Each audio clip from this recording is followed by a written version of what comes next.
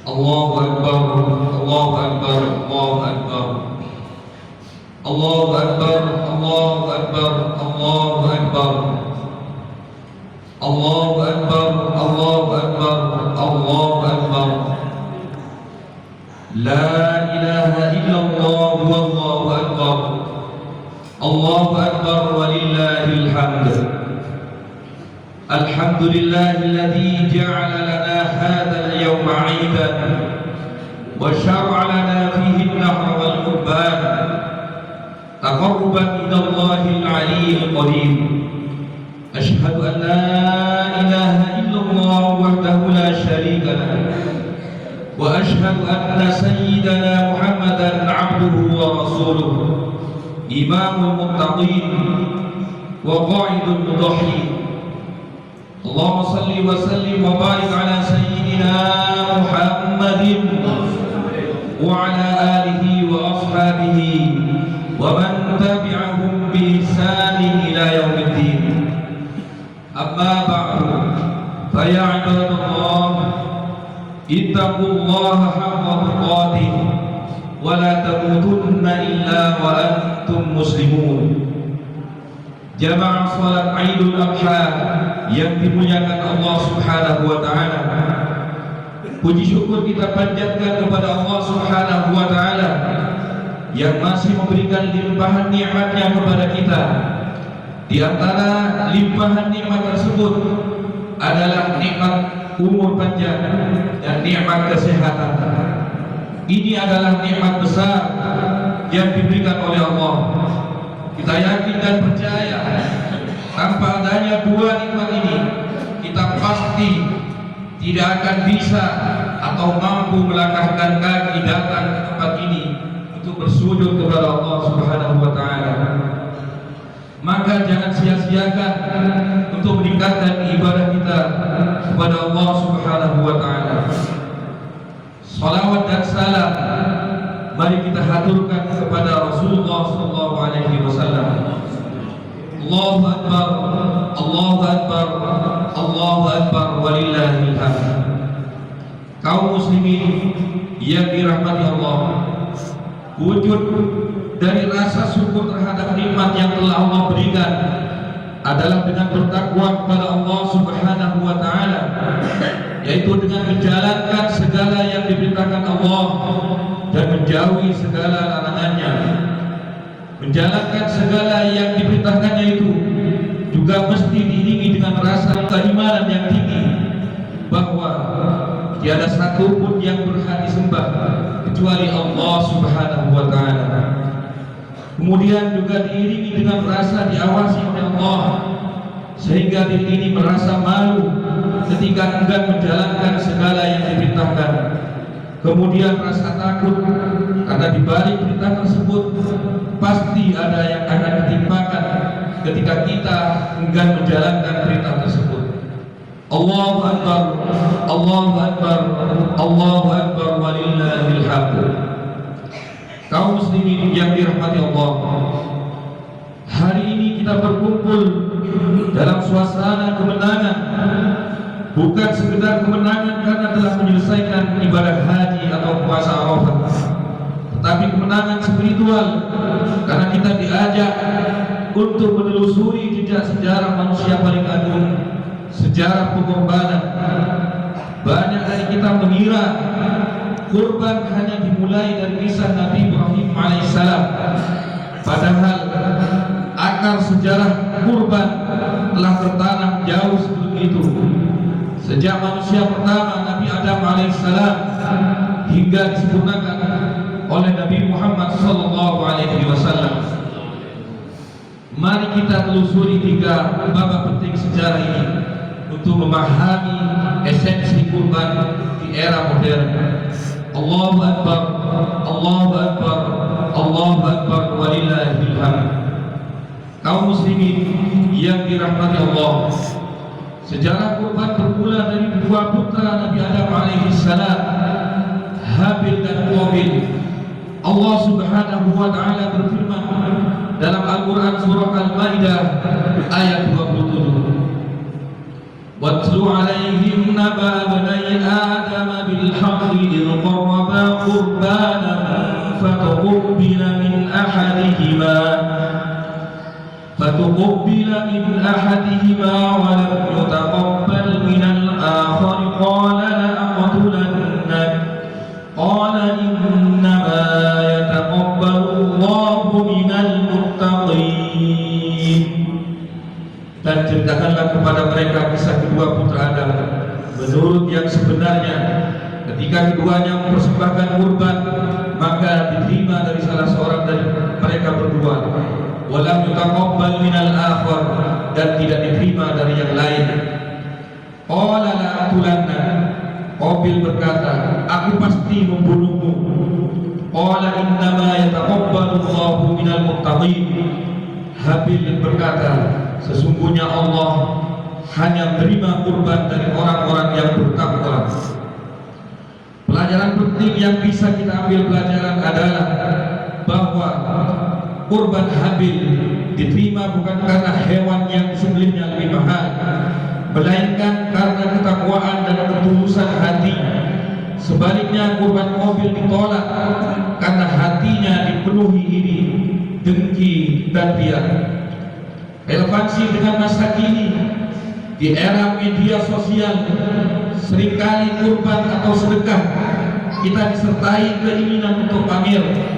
Sejarah Habil Qabil mengajarkan bahwa Allah tidak menerima besaran nominal atau viralitas postingan kita, tetapi keikhlasan hati yang tersembunyi. Kurban tanpa keikhlasan hanyalah daging biasa yang tidak naik ke langit. Allahu Akbar, Allahu Akbar, Allahu Akbar, walillahil hamd. Kaum muslimin yang dirahmati Allah, puncak sejarah kurban terjadi pada Nabi Ibrahim alaihissalam. Ini bukan sekedar menyembelih hewan, tetapi penyembelihan ego dan cinta duniawi. Allah Subhanahu wa taala memuji Nabi Ibrahim dengan mimpi menyembelih putranya Ismail alaihissalam. Dalam Al-Quran surah As-Saffat ayat 102 sampai 107 digambarkan dialog mulia antara ayah dan anak. Falamma balagha ma'ahu as-sa'ya qala ya bunayya inni ara fil manam qala ya bunayya inni ara fil manami anni adbahuka fanzur madha tara qala ya abati if'al ma tu'mar satajiduni insya'allahu minas sabirin. Maka ketika anak itu sampai pada umur sanggup berusaha bersamanya, Ibrahim berkata, ya bunayya inni ara fil manam, wahai anakku, sesungguhnya aku bermimpi anni adbahuka, bahwa aku menyembelihmu. Fanzur madza tara, maka bagaimanakah pendapatmu? Dia Ismail menjawab, wahai ayahku, lakukanlah apa yang diberitakan Allah kepadamu. Insyaallah engkau akan mendapatiku termasuk orang yang sabar. Ketika pisau telah siap, Allah mengganti Ismail dengan seekor sembelihan yang besar. Wa fadainahu bidzikrin 'adzim. Hadirin jamaah yang dirahmati Allah, pelajaran penting yang bisa diambil pelajaran di sini, kurban Ibrahim adalah simbol tawakal mutlak. Ibrahim rela melepaskan cinta terbesar di dunia, yakni anaknya Ismail, demi cintanya kepada pencipta Allah Subhanahu wa taala.